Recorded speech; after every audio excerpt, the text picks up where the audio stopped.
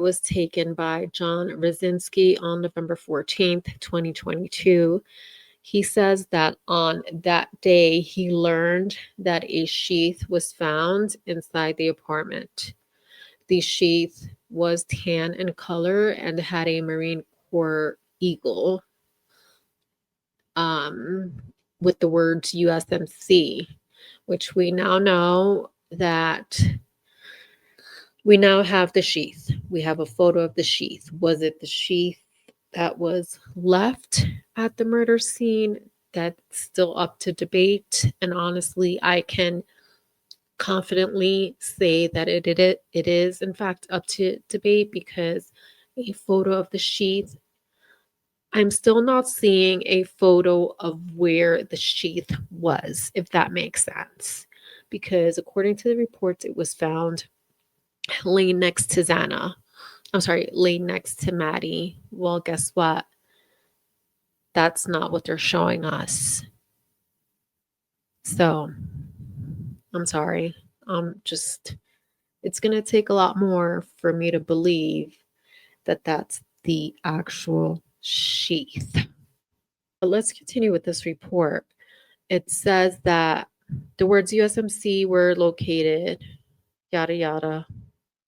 I was tasked to follow up with businesses in town to see if that particular knife was sold there. Okay. I followed up with Tri-State Outfitters, Big Five Sporting Goods, Moscow Building Supplies, Spence Hardware, and Walmart. Each of the above stores does not sell a Ka-Bar brand knife. And this might be important, I'm not sure. Let me go back. So on November 14th at about 11:45, I spoke with PR at the Memorial Gym substation. R is currently the blank for the fraternity. I asked R if he could walk me through what he did on the night of November 12th and the early morning of the 13th. R said at about 18:30, which is 6:30 on November 12th, he was at a party. R said the party was at the Treehouse, which is located near the Whites, and he didn't have the address. R said at the party he saw EA, who was with E's boyfriend.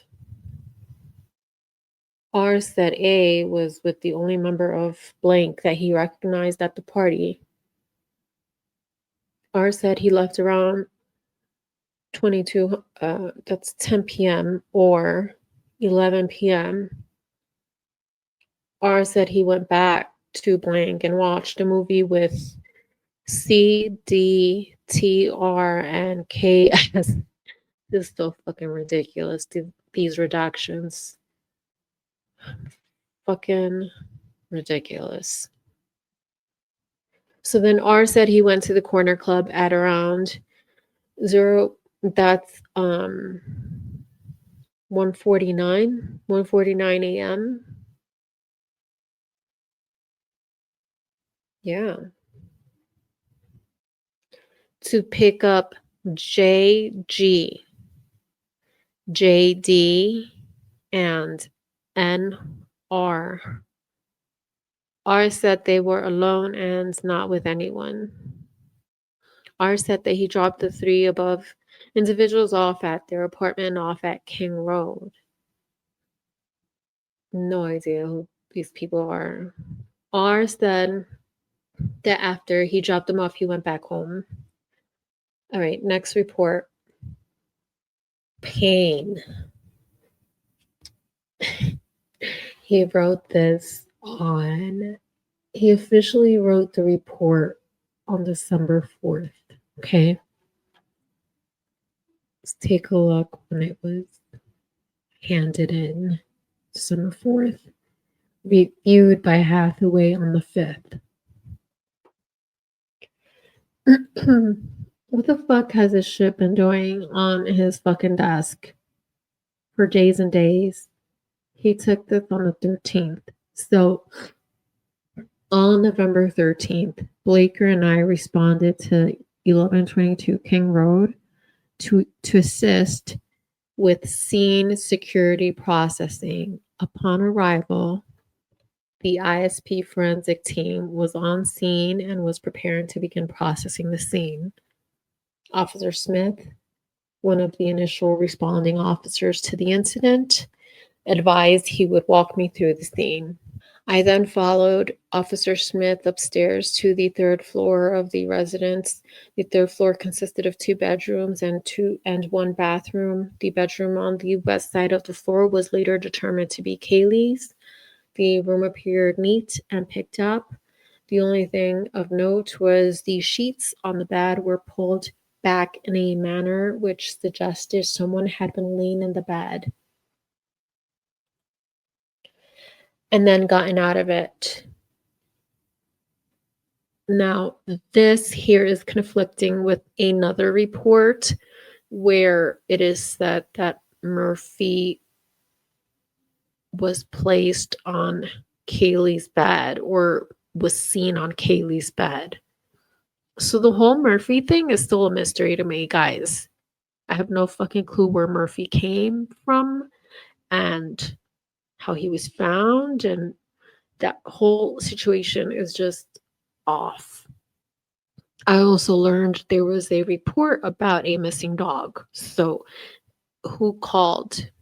Was it Kaylee, Jack, Decor, who reported a missing dog? I still want to know. Anyways, Officer Smith then pointed out a small bathroom on the east side of the third floor. This bathroom shared a wall with Maddie's bedroom, which was situated on the southeast corner of the third floor. As I entered this bedroom, I could see 2 females in the single bed in the room. The bed was situated along the north wall of the bedroom, and both females later identified as Maddie and Kaylee. They were laying on their backs with their heads towards the east and their feet towards the west, which was also the direction of the only door into the room. Both Kaylee and Maddie had numerous visible stab wounds and were covered in a significant amount of blood. I also later noticed what appeared.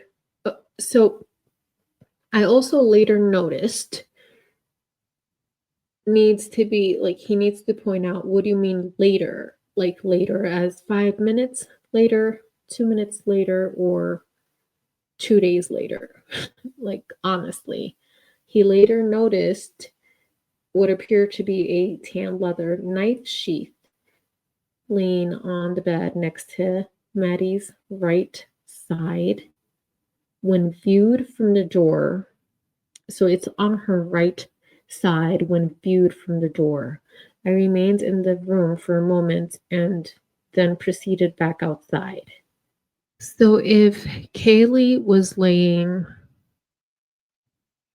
towards the wall and Maddie was to the right of Kaylee, when you're facing them, when you open the door and you face them, when viewed from the door, if Maddie was on the right of Kaylee, and if the knife sheath was laying next to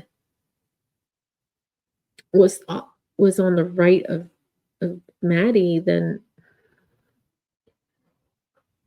I'm just trying to picture this because they obviously didn't take a picture of it. Pain, what the fuck? I mean, seriously. I later noticed is that we need to see this in the body cam. I don't want to see blood. I don't want to see Maddie's, Kaylee's. You know, they can redact that, but I honestly want to see the knife sheath laying between their bodies, or as Payne is saying, it's on the right of Maddie. Because make it make sense. This knife sheath, which I'm going to show you, is absolutely blemish free. I mean, there's some small, tiny spots, but it's nothing like, um, it doesn't match the crime, if it makes sense. It doesn't match the what I'm trying to say, the injuries. It doesn't match their injuries.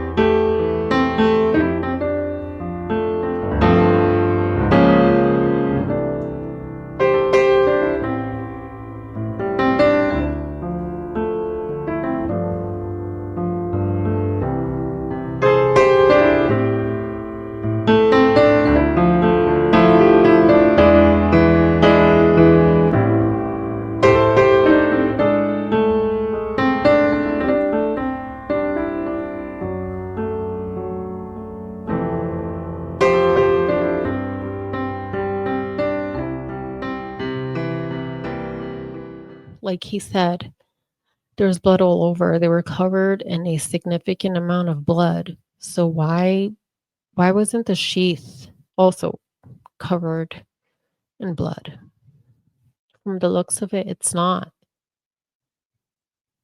So I am having my doubts about this knife sheath. That's like my first reaction. My first reaction was, wait a second. This is the photo of a knife sheath. That's but that's not, it's not like I was expecting the photo to be on the actual crime scene. I remains on the let me just finish this report. I remains on the scene and conducted several more thorough walkthroughs of the scene with the ISP forensic team, the Latah County current coroner, and the Latah County prosecutor. Upon receipt of the search warrant prepared by Officer Nunez, the ISP forensic team, led by Detective Sergeant Darren Gilbertson, processed the scene and collected an initial 56 pieces of evidence. The ISP team turned these items over to me that evening, and I transported them to the MPD evidence storage on the morning of 11/14. This is crazy. He had this until 11/14. This is not making sense to me. He had the evidence up until the morning of 11/14. Bueno, let's go on to the last report I want to go over, because this supplemental was written by Brett Payne. The report was written December 13th. Sequence number 72.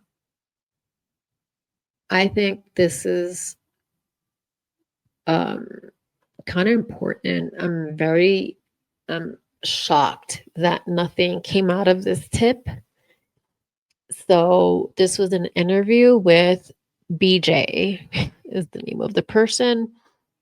On December 2nd, the FBI tip line received a call from Ka-Bar employee MD, referencing a call that they received on 12/1 by ISP detectives Boone and Barrett. Jay stated she answered the call with the normal greetings directed by Ka-Bar. M interjected when she asked about his concerns about the call and stated, "We will get to that later." Jay went on to tell M why the order was canceled. M stated he understood and never put his phone number on orders to prevent from any phone solicitation. M then abruptly asked, "What can you tell me about the two feds that showed up at my door today questioning my recent Ka-Bar order?" Then J stated she did not know what M was talking about, as she had no knowledge of the investigation. Then M then stated something to the effect of, a Ka-Bar sheath was left at the scene. Then Jay said she didn't know anything about the situation. Um, like, whoever this M person is, I want to fucking know who this M person is because they're shitting bricks.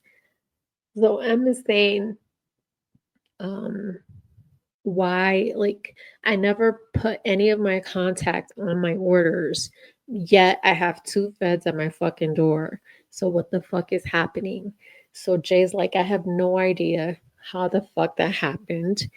I have no idea of any of the investigation happening.